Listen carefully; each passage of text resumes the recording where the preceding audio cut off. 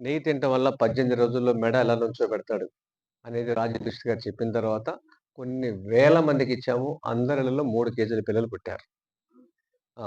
తర్వాత వీళ్ళ లక్షణాలెలా ఉంటాయో ముందే చెప్పేస్తాం. రాజు దీక్ష గారు చెప్పినట్టు. ఎప్పుడు నవ్వుతా ఉంటారు.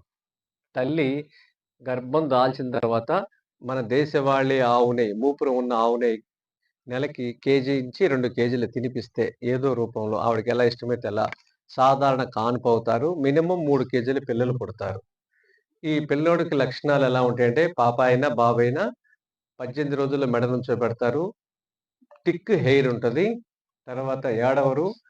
ఏకసంతాగ్రహులు. ఒకసారి చెప్తే పట్టేస్తారు. ఈ ఈ గుణాలని ఉంటాయి.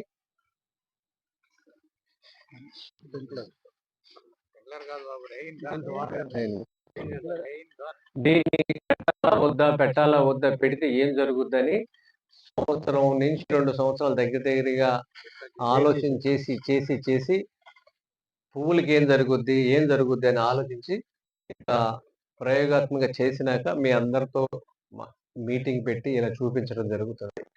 ఏ నష్టము లేదు దీంట్లో. పువ్వులకి నష్టం జరిగి ఉంటే ఇక్కడ దోసకాయ పువ్వులు పోవాలి కదా!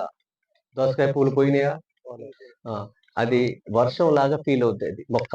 సార్ యాక్సిస్ లో పడుతుంది సేమ్ మనం ఎట్లా డైవర్ట్ చేస్తే అలాగా డైరెక్షన్ 360 డిగ్రీస్ అంటే రౌండ్ తిరుగుతుంది 180 90 95 360 అవతల పక్క పొలం మంద కాదు కదా, అదే అందుకని తడవకూడదు వాళ్ళు ఒప్పుకోరు కదా, అందుకనే అదే 180 90 360 సెంటర్ లో పెట్టుకుంటే 360. గురుగారు ఎంత హైట్ మెజర్ చేస్తున్నారు ఇప్పుడు అది అంతా ఇంజనీర్ క్యాలిక్యులేషన్ అంతా అది 20 అడుగులు 25 అడుగులు లేస్తుంది పైకి. మనం పెట్టుకోవాలంటే వాళ్ళ కాలేజ్ అప్రోచ్ అయితే వాళ్ళే చేస్తారు. 1,75,000 చూడండి, అది ఇది కలిసిపోతుంది చూడండి, రెండు కలిస్తే చూసారా 7.5 HP. అంత ప్రెజర్ రావాలా సార్? అలా వస్తేనే ఎక్కువ పెట్టుకోవాలి మరి కెపాసిటీ. ఇందులో జీవామృతం కూడా ఇందులోనే సార్. జీవామృతం, పుల్ల మజ్జిగ, పంచగవ్య, నీమాస్త్రం మొత్తం చూడండి, అది ఎంత ఎంజాయ్ చేస్తా చూడండి, మొక్క వర్షం లాగా ఫీల్ అయిపోతుంది. ఇక మీకు హాఫ్ ఇంచ్ కావాలంటే హాఫ్ ఇంచ్ తెలుస్తుంది. కింద చూడండి మీకు వర్షం లాగా కనబడుతుంది.